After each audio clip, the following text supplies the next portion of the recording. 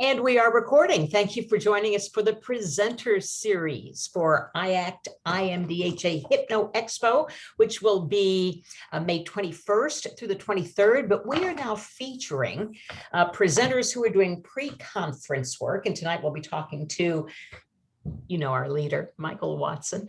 He runs the show here. He just stepped back for a moment because he's our first guest and I'll be doing the interview. So it kind of makes me look and feel important. I thank you for that, Michael. And then later on, we'll be talking to Roy Hunter about his pre-conference events. So let's definitely start out with Michael because he is our virtual chapter leader. He is, I think, the premier hypnotist of the world, and we're going to learn an awful lot about him and how you can learn from him tonight. Michael is an international trainer of NLP and Ericksonian hypnosis. Michael's been practicing hypnotherapy for over 40 years. And by the way, I just made the assumption that you know who I am. I'm Karen Hand. I'm a board certified hypnotist and Michael's partner in crime with the virtual chapter. So I didn't mean to just make that assumption. I know that you know who Michael is. So all this stuff I'm telling you right now, he doesn't even need, but I'm going to tell it to you anyway. He's a former trainer for Salad Limited in the UK and on a training team for NLP of the Rockies and UP Hypnosis Institute. He's a life diplomat of IMDHA and IACT, Educator of the Year for IACT. Michael's a faculty member of HPTI, and he's the director of Phoenix Services for Personal Development, which he founded in 1991. Known for his lighthearted and caring style, Michael's training programs are as enjoyable as they are practical. I will attest to that. I've taken them. He is brilliant. I am where I am today because of Michael Watson. His developmental work in evolutionary hypnosis is cutting edge and offers a new skill set to hypnotists in contemporary practice. When he's not traveling and training, like over the last year, he lives in Orlando, Florida, which is always wonderful and beautiful, and you can always go outside. Lucky guy. He maintains a private practice there. And Michael will be doing a post-conference, a pre and post-conference event, training the certified master training, actually. Certified master trainer training. So if I'm getting this right, Michael will actually train you to train people in hypnosis and make you masterful at it too. I know an awful lot about you, Michael, but the first thing I want to know is how did you get involved really in training hypnotists back when you were a baby hypnotist? Back when I was a baby, Mesmer had just invented it, as a matter of fact, when I first heard of it. So, and I'm going to answer that question in a second, but I also just want to thank you, Karen, for that lovely introduction. And I'm amused that you're calling me the leader of the virtual chapter, because I'm thinking, you mean I'm responsible for all of this? Yes. And you wear your leader hat very well. Well, that's a lovely thing to say. So how did I get involved in hypnosis and training hypnotists is I think a useful story to tell, only because it also helps people understand when I present different things, how it is that I got here makes a difference in terms of how it is that I think about what we do. So perhaps it will offer some little bit of an explanation.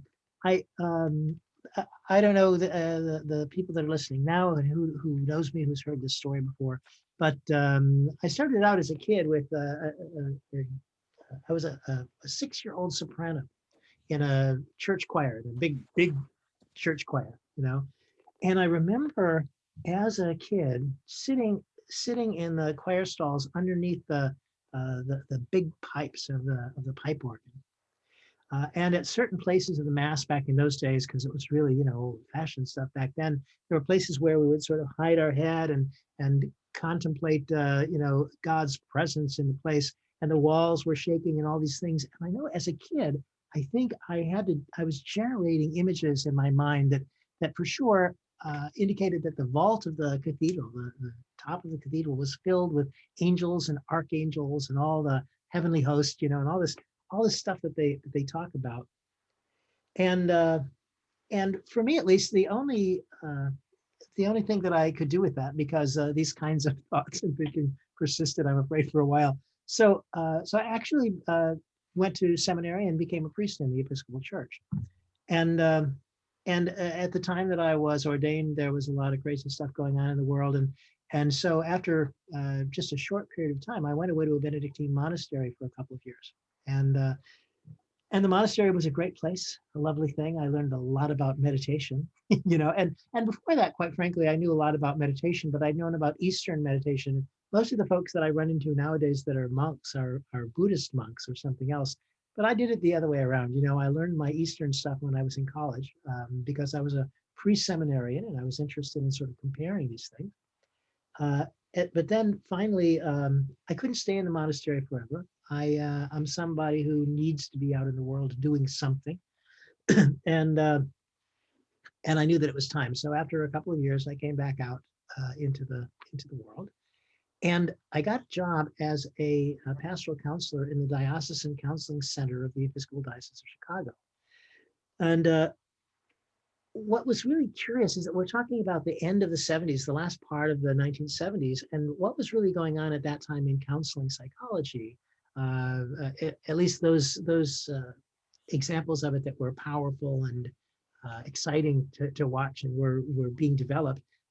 Creative visualization and guided imagery processes. Jacques de Gouin had just written a book, so, some people know that, and all of these things. So what I was doing as a pastoral counselor was using guided imagery processes and things with clients. It never occurred to me, by the way, that there was any relationship between that and hypnosis.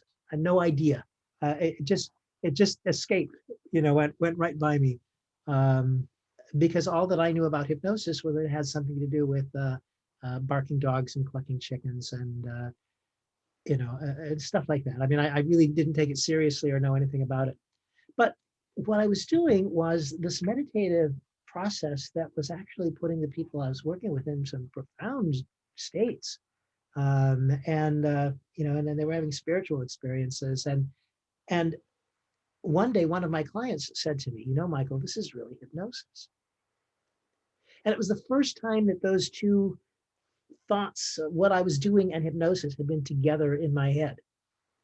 And I was kind of startled by it. So I started looking into this. And by the way, I had an undergraduate degree in linguistics as well. So I started looking, and there's all this stuff about language and powerful language and hypnosis and hypnotherapy. And I thought, I've got to learn about this. And I had such a hunger for finding out what the deal was, because the books, if you're a newbie, and the books that were out at that time were really frustrating, because there were things that were not easy, that apparently they didn't know how to convey in text or weren't interested in conveying in text as they talked about them. So you could read all kinds of great stuff, but it was hard to actually do any of them other than conducted visualizations and guided rituals that might have been, scripted out or something like that. But I was so hungry to learn about it, and I guess I was so naive that I didn't realize that there are all kinds of places that you could get trained to be a hypnotherapist. And my husband brought home a brochure one day from a school in Houston, Texas. And by the way, the agenda was that we were considering moving to Houston. And so here's a lady in Texas that's teaching hypnosis. And because I was so naive, and like I said, the late 70s, I thought she's probably one of 5 people in the world that actually teaches this. So I gotta go study with her. And I went down there and I took this course. It was 30 hours long.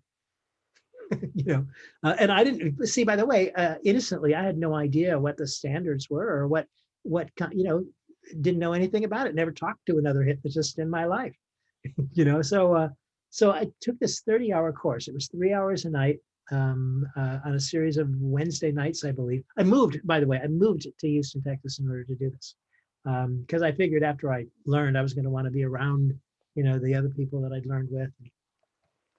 So I learned how to do inductions from a lady named Anita Bird, lovely woman, and and a couple little things. She was a little more spiritually oriented, and so there was past life visions and stuff like that as well in it. But I was able to get really good altered states of consciousness, and yet that was something that I already had been able to do. I was fine at that. I just working in my pastoral counseling job. Now that I knew that they were that. So anyway, when it started getting towards the end of that class, Anita was enrolled herself in a very early NLP practitioner training. And she started telling me a little bit and telling us a little bit about neurolinguistic programming. And I was so fascinated, I ran out and got Frogs into Princes, a book that some people remember. There's this lovely transcript of John and Richard working together, and a brilliant example. The nice thing about those books is they really maintain the sort of training live quality to them, if you read them. So people that are interested in training, by the way, I recommend reading those books to just notice how John and Richard put together these seminars and workshops to be, effective with them. But I was fascinated with neurolinguistic programming, and it had a part of its origins, at least in modeling the work of Milton Erickson. So it had that connection to hypnosis. And I thought, I've got to get some of this. So then I moved to Colorado, because in the back of the book, there's a page that says, if you want to know more about NLP, you take this training from the Andreases in Boulder, Colorado, and I get certified by the Society of Neurolinguistic Programming. I'm like, I'm in. So I moved to Denver. I moved so many times, man, it's ridiculous. But I moved to Denver. I took this course, and while I was taking this course, I went through one practitioner training. They didn't have a master practitioner program, by the way. So some of you that are familiar with the different levels of NLP training, it didn't even exist yet. NLP was still being literally invented while we were in the program. So I did a master training, or not a master training, but instead they had like a 12-day advanced submodalities training when they first had discovered this notion of submodalities, and that started to get into NLP and various things. They once had a 24-day reframing certification. So these programs were all long, extended programs. I did a couple of them. I assisted at a couple of them. And at the end, they always had like a 3-day weekend where they brought in some other NLP person from outside of their organization to assist them with testing and integration processes, and sort of to put to put a stamp on it that came from the outside. And they had Robert Dilts come in, and I don't know if any of you are familiar with Robert Dilts, but Robert was one of the original co-creators with John and Richard and all those. He was a graduate student at Santa Cruz when they were putting NLP together, and he and Christina Hall were basically the my man and my woman Friday for John and Richard during the development of this. So I'm almost losing my own story. It's a fascinating story, and I'm deeply involved, trust me. So anyway, I took this NLP training, and they brought Robert in, and Robert presented a piece to us, did a demonstration with us of some work that he was doing relating to health and healing. Robert's mother, in fact, had been diagnosed with cancer, and Robert did some work with her, and she went into remission. And actually, she's a really old woman, but she's still alive today. And so he wrote a book with Tim Halbum and Susie Smith called Beliefs: A Pathway to Health and Healing. And he was running an NLP master practitioner training, one of the first ones ever in Santa Cruz. And I thought, well, I guess that means I'm going to have to move to Santa Cruz. So I moved to Santa Cruz. I took Robert's training. I couldn't even really, to be honest, at that time, I was considerably younger, and I couldn't really afford all of the expenses of the training. There was fancy housing and stuff available on campus and stuff. So I went out there in my Plymouth Voyager van. I loaded everything up into it and put it in storage in San Francisco because I was moving. But then I took the van with me down to Santa Cruz and lived in the back of my van while I spent 30 days with Robert Dilts, learning about beliefs and how they impact the way that we look at and understand the world. And I remember, in fact, on a whole lot of evenings, at the end of the day, I'd be settling into my trailer and thinking, or my van rather, and thinking, I don't really know for sure just who I am today, because it's different than it was yesterday, and confusing because we just kept working on beliefs and one after another. But I always remember taking comfort in the fact that it doesn't really matter, because by the end of tomorrow, it's going to be something else again. So wait it out and see what happens. It was profoundly transforming. It was a brilliant, brilliant training. And the thing is that very shortly after that, what I really wanted, I started, working with clients and stuff like that, and people were asking me more about hypnosis, and I'd been doing it for only about a year. But there were more and more people asking me, how can I get training in hypnosis? And one of the things that I was thinking was, I was so passionately in love with this field. I stumbled on it. I thought this is like the real deal of well, altered states and utilizing them for a transformation. What could be better than that? It certainly fit my model.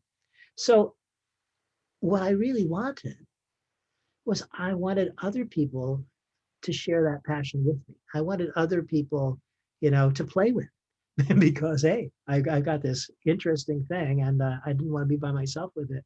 So although I was working with clients, that just wasn't quite enough with me. I really wanted to go meta to that and look at some of the processes of hypnosis, with other people involved and all that, do that exploration. So enough people had asked that I started running a small class, and then a few more and a few more. And honest to God, initially, it really, as I look back at it, was because I just wanted to have some other people involved in the field with me, to do this exploration. And you're continuing that now by training our trainers. So how cool is that to come kind of full circle in a way? But you've taken many paths, many roads, you've seen an awful lot, and adjacent fields, meditation, that kind of thing, and a lot in the field of hypnosis. Has it changed over the years? How has hypnosis changed over the years? Well, there aren't as many cassette tapes as there used to be. Right. Anybody who's been around for a while understands exactly what I'm talking about, right? I probably pull out of my shelf up here a Gawain cassette tape, if you want to know the truth. But here's how else it's changed. Not only are there not as many cassette tapes, there aren't as many VHS tapes either. And every year we turn around and it's moved just a little farther. There aren't as many CDs as there used to be either. Isn't it curious? So it keeps changing, and actually a part of that changing, I think, would be, and what makes it relevant is, the field of hypnosis itself has changed the nature of its delivery system. That is, how we get our services to clients is a very different thing than it used to be. By the way, there's even some vinyl records, or even before vinyl, those hard clay records, like old 78s of Dave Ellman, for instance, right? So the way that we deliver our services to people has changed, and gosh, in the last year, of course, right, the way that we deliver our services to people has really changed. Personal in-person services went the way of the cassette. Mm-hmm. In Chicago, and New York and other places, we were locked down for such a long time. If I hadn't learned something about evolutionary hypnosis from you and how to do hypnosis on the internet, I could have been without a business in the last year. Instead, I had a thriving business thanks to your vision of where it goes. So that's where we are now. Well, so now the other thing that we've changed that I think is really important, that it's probably going to evolve even more going into the future, is we've changed our relationships with our clients, the quality of the relationships with the clients. If you could imagine, just imagine somebody that was doing hypnosis in the 50s. What would you expect them to have been like? I'm relatively certain that you would have walked into their office, sat in a chair, or maybe lied down in a Freudian couch sort of situation, however they did it, and be spoken to rather aggressively and assertively by somebody who's trying to get some ideas into your head. That's how it was once. Now, we moved for quite a while. A lot of people were talking about doing client-centered therapy. I know, when we talk to Roy later on, he's certainly going to mention something about that. But I think it's even moving a little farther than that. And rather than just thinking in terms of client-centered, I'm really so interested in utilizing the client's unconscious mind and actually letting the client's unconscious mind provide us with a direction to work in therapy. That I think it's more appropriate to call it client-driven therapy, and our job is to be responsive for what emerges in session. Now, and of course we're gonna do some things, and I want everybody that's in my class to know the whole range of the field, right? So there are a number of techniques and processes involved that that might not look like that guy from the 50s, but might look like somebody from the 70s. You know, and the way that things have evolved. The other thing that has changed, and I think is relevant to this, is we've updated our science, you know, and the methodologies then that we use to apply that science. We've got different understandings about neuroscience, for example, that weren't even there when I started doing this. I didn't know what neuroscience was. I don't know that anybody had ever even really discussed it much, let alone how it relates to learning and integrating information and hypnosis and hypnotherapy. So there's a whole lot of stuff that's different. And this is a modern, exciting, vibrant field. And sadly, there are still a few folks, you know, I have to say, that are hanging out in the 50s. And I remember, and I think this is a really important lesson. I went to Brazil a couple of years ago, and there was a guy doing a presentation in the front of the room, and we had translators and headsets and all that stuff. But I had taken my headset off. I'd walked out of the room for a minute. When I came back in, this guy was presenting something in Portuguese. I didn't understand what it was that he was saying at all. Well, maybe a little bit, but not very much. But he had on a slide behind him the words, it said, "Your business will die in 2 years." And so I'm just watching this, watching his gestures, watching his movements, and a couple changes in the slides that added a little bit, but trying to imagine.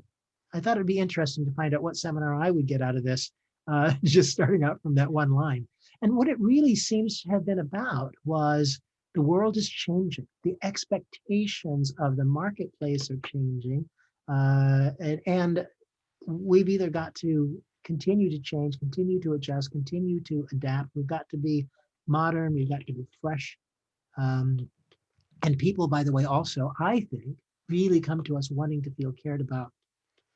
So, you know, we've got to make sure that we do all of that stuff as hypnosis just continues to modernize further. And if we don't, I think we're going to get left behind. I'm pretty certain that you have evolved the training of trainers because that's what you do. So what's new in the Certified Train the Trainer program? Well, let's see. First of all, there's a lot of stuff. I mean, everything is new, basically, because we took the old material and we said we're just gonna start all over because of the need for so many things to be different. One of the things that's important in the trainer program to remember is that we start out with an assumption that the participants in that program are already hypnotherapists. In fact, that's a requirement to be in the course.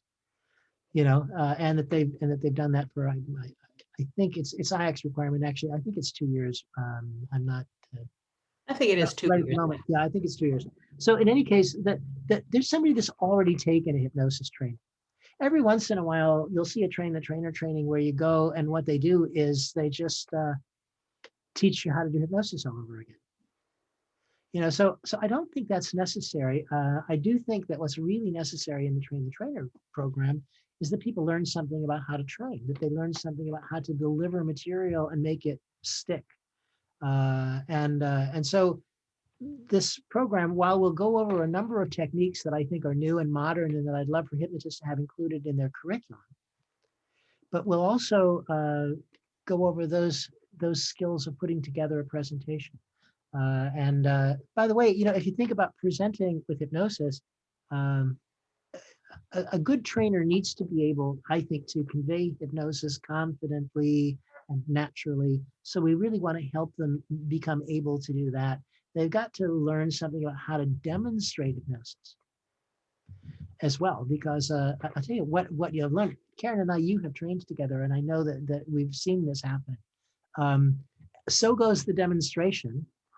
So goes the exercise. So if you're going to demonstrate something for an audience and then have them break up in groups and, you know, and practice it and work on it, like, which is a format in most people's trainings. If the demonstration fails at some particular point, I'm willing to bet you that the participants in their exercises are going to have a challenge at almost that exact same point. Or let's say that you get a demonstration subject who just will not go into trance. for whatever reason, they are just not having it. They're not going to go into trance. And so you have to push and you have to effort. Then when the folks give their exercise, the person that's going to be on the receiving end of a hypnotic trance is also going to require a little bit of pushing and a little bit of effort on the part of the hypnotist. So learning how to do good demonstrations anyway is a really important thing. We want them to also learn how to create exercises for students.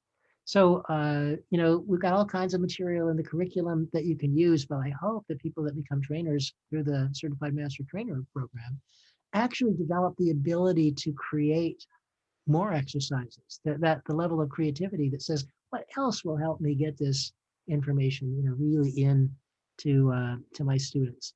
Hold on just a minute. Yeah. You're actually going to train people to do this, not just follow a script or follow some already laid out curriculum. You're going to train people to actually do hypnosis training? Yeah, well, I have looked at training manuals that basically say, now say this, and gosh, hypnosis is something that the experience of hypnosis, the qualities of hypnosis are things that are conveyed non-verbally in the first place. I think people become better hypnotists when they watch good hypnotists at work. That's where it really starts to get in. As I was saying earlier, those first books on hypnosis that I read or looked at, I didn't know anything about tone or tempo or delivery or anything. It was just words on a page at first. And we all know that the words on the page are 7% of the communication. Right. But all the rest of it. So so the language, not just the language, and by the way, language patterns again, Karen, I'm going to give you some credit for. This is really a thing that you have just taken and run with, and we love your book, and all that. Language patterns are important, but even underneath the language patterns, there are just that particular quality that somehow or another says to your client, "I'm here for you," available for you, and something wonderful is about to happen. I believe every time a client comes to see you, it is because some evolving part of them has stepped up and said, hey, I need to make a change. That we are participants in this whole process of human evolution, which I also believe is inevitable. So it's kind of interesting that we get this privileged place to witness people's lives and experiences at those moments of great transformation. And some people, by the way, think, well, they're not all great transformations. I helped somebody the other day stop biting their fingernails. That's, it's nice, but, it isn't like life shattering, or life changing. And I'm like, it is life changing. Yeah. Because while you're doing that, it conveys a presupposition. It teaches this client that they can change things about themselves. It helps them learn something about the plasticity of our nature, which is the thing that really makes hypnosis what it is. You mentioned that you have to have 2 years as a practitioner before you can take this training. It would help to have some experience having done this. Is there anybody that really shouldn't take this training? Well, I'm glad you're asking, because it's not for everybody. I don't think it is for everybody. I know for me, there was, in my kind of understanding about the path that I'm on, is that there's a place where you discover something. There was a place where you discover and fall in love with something passionately. There's a place where I started sharing it with others. And I always knew, however, that my job was to be a teacher or a trainer, or, that's the kind of thing that I'm about. So for me, it seemed inevitable. And I think it really is a vocation. I might call it a ministry. However you think about it, there are some people that know, I've learned how to do hypnosis. I've done it well. I've done it for a number of years. I've developed some expertise. And now I have the opportunity to be a part of that wave that informs the next generation of hypnotists. As it continues to evolve. There's, by the way, I might mention, with waves of hypnosis, here's something to think about as we talk about its evolution, the first wave of hypnosis, way back when, basically had this idea that your unconscious mind is trouble, right? So, and that your conscious mind is trouble. The first model was that. That is, your conscious mind is trouble. And so what we need to do in order to do effective therapy with this particular client is have some procedure that will allow us to knock them out. So hypnosis starts out with everybody that begins to learn hypnosis, the first thing they want to know is, how can I do an induction and how can I take people really deep? So right there in the fabric of hypnosis is item number one, get rid of their conscious mind because it's trouble. And in the early days of hypnosis, item number two was, by the way, that unconscious mind is an idiot. Because once you get the conscious mind out of the way, what you can do is you can instruct the unconscious mind to do things because it can't think for itself. It just follows orders and takes orders and just like that. This is the old model, right? So basically, we start out with this model that says your conscious mind is evil and your unconscious mind is an idiot. And then we want to approach people therapeutically, when we have these presuppositions stacked against them in the model that we're using. So we've come to learn so much more about that. So the second wave of hypnosis is when Milton Erickson said, wait a minute, the unconscious mind is not an idiot. As a matter of fact, it's a place where we can access resources, and all these great qualities and things that we need in order to make effective change. So your unconscious mind definitely is not an idiot.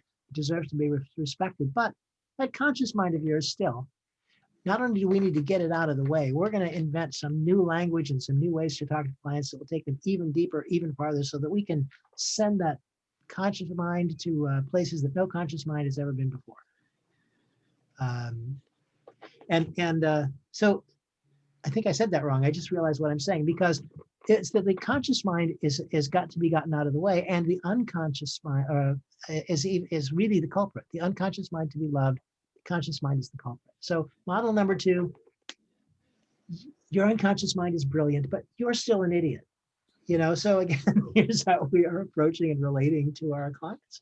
And so people have this model of hypnosis that don't really know much about it because they've seen pictures of somehow or another this discipline that seems to involve somebody, I don't know how to say it, trying to jam ideas into someone's head in a way that's rather forceful and aggressive and all sorts of stuff. So the third model finally, I think, begins to show up around the mid 70s when NLP started to show up as well. Because what it offered was, maybe after all, not only is your unconscious mind is brilliant, but maybe after all, your conscious mind deserves to be respected as well. And now we start having people that are doing things that are just conversational hypnosis, as well as people that are using inductions for, in situations where that's what's warranted and wanted, but in a way that really allows them to connect and to relate to the people. I just realized I looked at the clock. I know I've been rambling a little bit. I was going to say, I want to get to something really important, which is, I think it's beautiful that you're going to train people to actually think hypnosis and create hypnosis and put together things for their students. But will students in this course also get like a model? I know my students like structure, at least to start out with. Will they get a curriculum to work from, or will they get some guidance like that? What will they get in this course? Okay, so they're going to get a couple of manuals. First of all, they're going to get a student manual that is the biggest collection that we could assemble of different techniques and strategies. There's certainly more in the student manual than any of us will probably ever teach in one course. But the material is there for you to refer to and for your students to use, after they're out of the class as well. But everything that you need is going to be in that student manual. And we really have done the heavy lifting, in terms of learning ourselves and learning from our experience and kind of determining what it is that really needs to be in a hypnotist curriculum. What are the sort of things that people bring to therapy, for instance, and what are the skills that are really required to work effectively with them? And then there's the trainer manual, which actually is a commentary all the pieces of the training, but basically it's my thoughts and ideas about how you can present those pieces more effectively and usefully. And what we're at the beginning of now, we only did this training a year ago, was the first time. So it's continuing to develop, and we have this vision, and I got to acknowledge it's a vision. It isn't realized yet, but we're creating a website for certified master trainers that is going to have video of every single technique that we've got in the training manual, so that if you're fixing to train something, by the way, lady from Houston, I think you heard me say fixing to change something. If you're fixing to change something, we know that we know that what's necessary is included, and there's commentary again. Well, the commentary is in the manual. I'm sorry, I just completely slipped and spaced out, so forgive me. Karen knows that I'm medicated. Yes. What I am curious about is people who take this training, when it's all said and done in 5 days and through all the training and through all the manuals, what will they be qualified to do? Well, first, the most obvious thing, of course, is that they'll be qualified to certify people through the International Association of Counselors and Therapists. Item number one, and it's actually the point. I've got a list of things that occurred to me later on as well. That after I don't know where my list is. Oh, here we are. Well, so they will be able to teach seminars and workshops as well, not just hypnosis trainings. And we're going to teach them a format that they can use to put together a presentation on just about anything, and we'll get a chance to explore how easy that is. I know that on a 10 minutes notice, if somebody gave me a particular topic in hypnosis, I could put together something to do at least an hour probably. So we're going to show people how they can do that. And as I said, we're going to support them through the website, through the community. We have a Facebook group that is private and just for certified master trainers, where we can share ideas with one another. We're going to be running occasional workshops at no extra cost for people that are already in the CMT program. And like I said, eventually there will be this available website that will have videos of everything that there is, so that you can always watch it, you can always review it, the part of it that you need before you do a class. But it isn't just a training. It is an ongoing partnership. Signing up for the Certified Master Trainer course is, I would say, joining a community. So we're going to get you your training. We're going to get you, ways to work, but we're also going to make sure that you continue to be a part of the family, and give you plenty of opportunities to get connected. And anytime there is a revision made to our training manual, which is probably twice a year, we'll continue to change and evolve it. All of the certified master trainers will get the updates whenever they come down the line. Trust me, you have seriously installed a case of FOMO. So fear of missing out. If I don't take this, I'm missing out on the website. I'm missing out on all the training videos. I'm missing out on all of this stuff. It's very, very compelling, Michael, I will tell you. So the Certified Master Trainer training is Tuesday, Wednesday, and Thursday. So it's the 21st, 22nd, 23rd. I'm not good at math. Tell me, do you know the actual dates? Yeah, in fact, let me see. No, it's Tuesday, Wednesday, and Thursday, and then Tuesday, Wednesday. Yeah, or Monday, Tuesday. 18th, 19th, and 20th. Thank you. And then the 24th and 25th.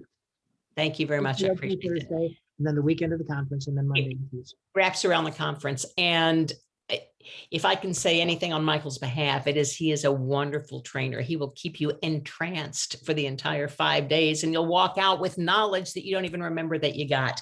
So what a wonderful thing. Thank you for doing this, Michael, and thank you for raising the bar on our profession. Well, thank you. And anyone who wants to register, of course, can go to the IACT IMDHA site and do that. One of the things that I got out of IACT training, being able to train for IACT, is I have an awful lot of counselors and therapists who join my training because it's the International Association of Counselors and Therapists. Mm-hmm. It doesn't have hypnosis on their credentials, and so they love that.